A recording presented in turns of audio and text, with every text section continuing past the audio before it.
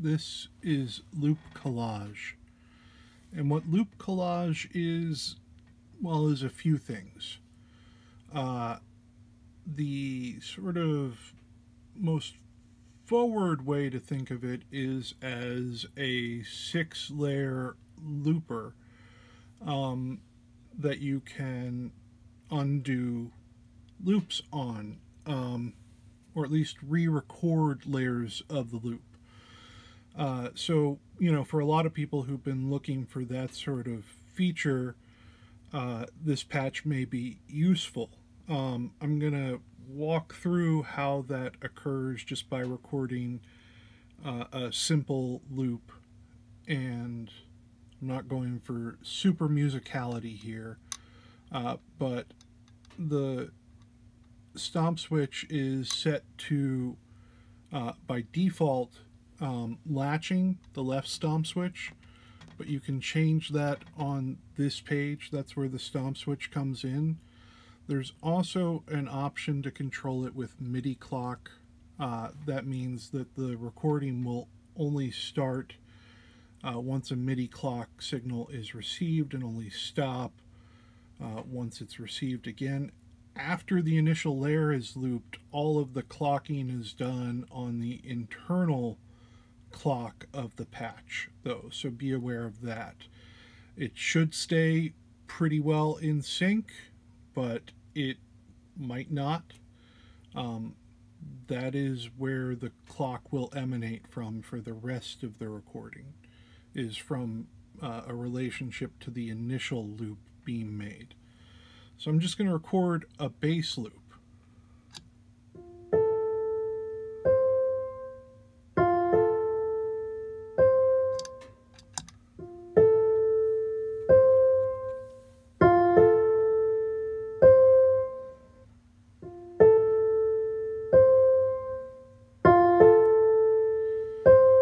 Now, the thing to keep in mind is we have to pay attention to this LED up here.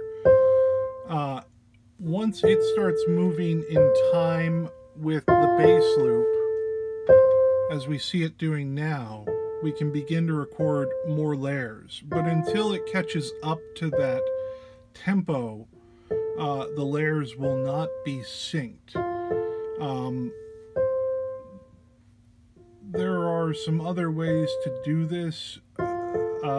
The reason that I've done it in this particular way is that there's also an option to just begin recording whenever you would like with immediate record, so you don't have to wait for the beginning of the loop. I'll show it in both ways. So the next layer I'm going to record, this will begin recording once it reaches the end of the loop.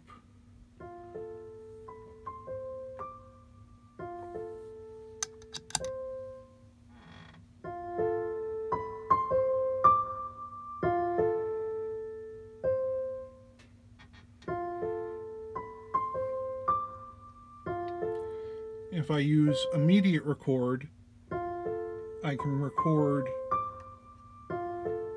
whenever I'd like.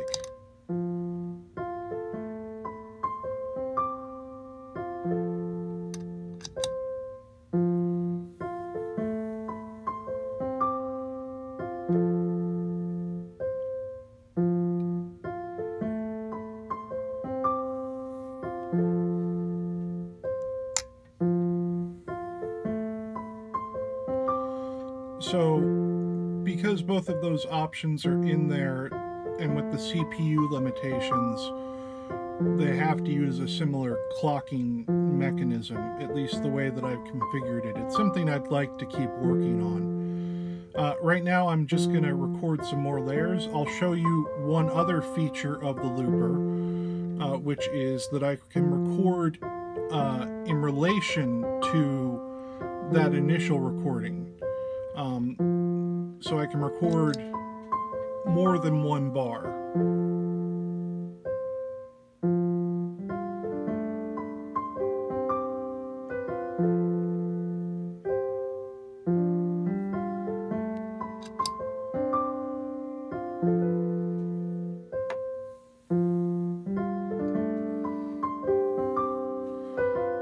And so the fourth layer is now 2 bars. I can also change whether I want that relationship to be one of bars or beats or whatever using the clock divider here. If you do change that again, you'll have to wait for this LFO that controls our timing to catch up. But you could set that to whatever interval you wanted. So you could have layers that are related rhythmically, but not necessarily by bar. It could be by, you know, quarter notes or eighth notes or whatever, and they would have a relationship to one another. But it wouldn't necessarily be one where they're even multiples of the original bar. So that gives you a lot of flexibility, I think. And in fact, I'm going to star this clock divider. Oh, I already have. So that gives you a lot of flexibility in determining how you want the different layers to relate to one another, and gives you some esoteric options if you want to pursue them. I'm going to record another layer.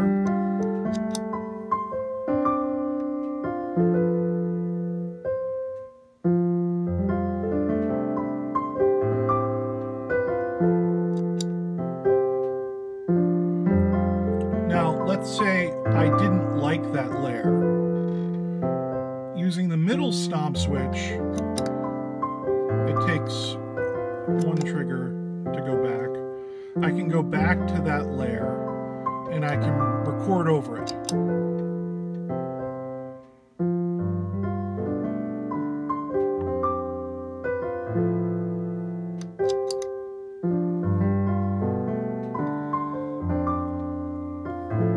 So you get a redo function, basically by selecting whatever track you want to record onto and then recording onto it. Let's get our last track going.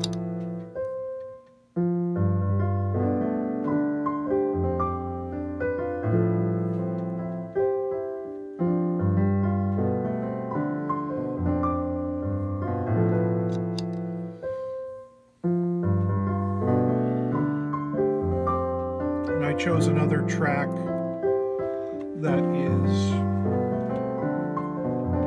offbeat, or a multiple of the original. So once we have these in here, we can adjust their pitch, we can reverse tracks, individual tracks, we can mute others.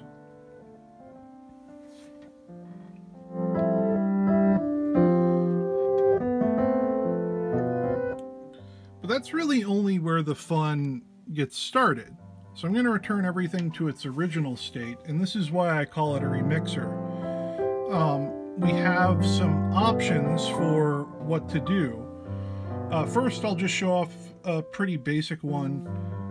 When we start the patch, we need to press this button because it wakes up the sequencer that chooses waveforms. But we have a random wave, a ramp wave, a triangle wave, and you can see the modulation change, and a sawtooth wave. We can turn on a tremolo.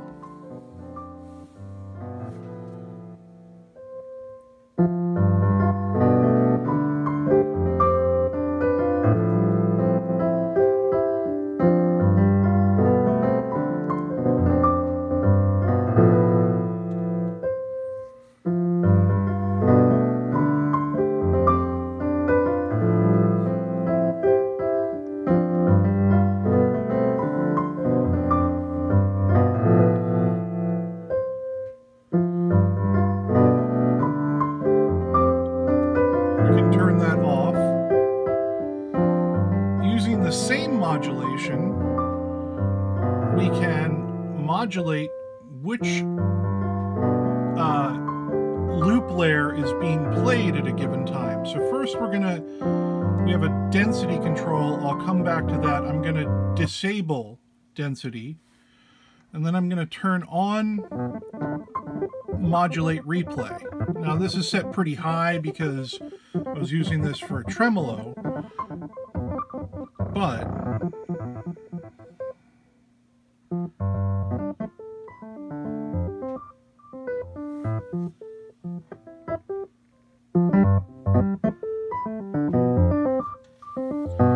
what's happening here is that it's cycling between each of the layers of the loop based on the waveform we've selected.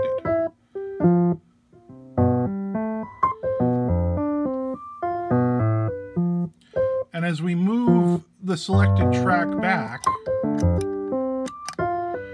we change the range.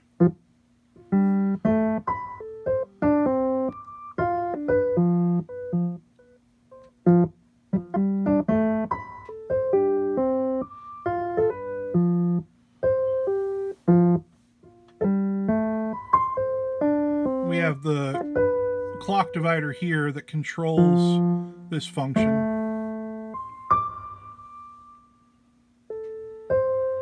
So it's both an interesting way to create rhythmic features,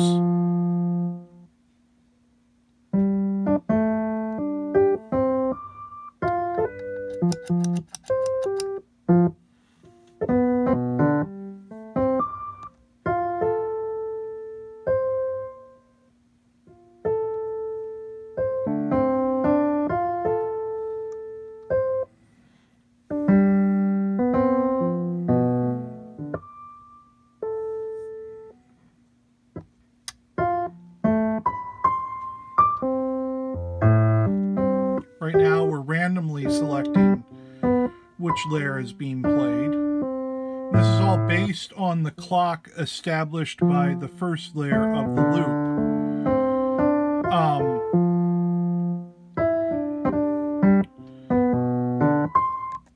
So you can also, again, start messing around with pitch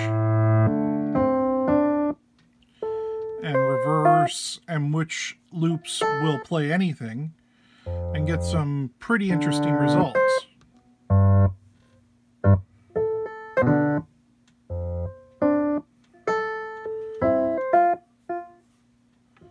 The random will produce kind of rhythmic, generative things, but the other waveforms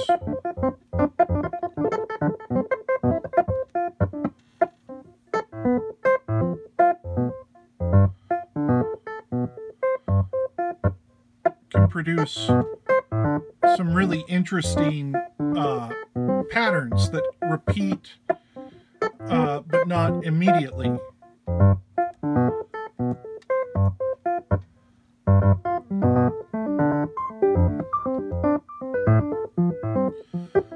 So that's the modulate option. There's another way. I disabled density. And density is another way of modulating which layers play. The way that it works is that based on this clock divider here, the same one that we would adjust to change the relationship of our loop layers to the master clock, we can randomize which layers are played. So I'm going to turn it up a little bit just so you hear this more clearly.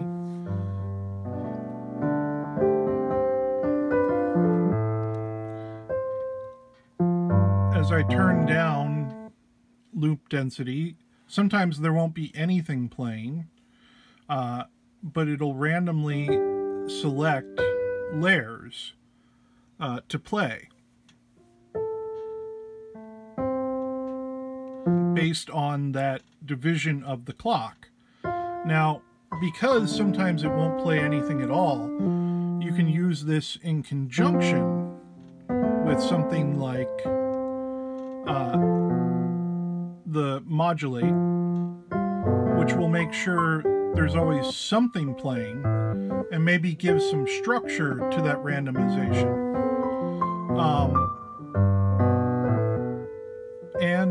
that's loop collage.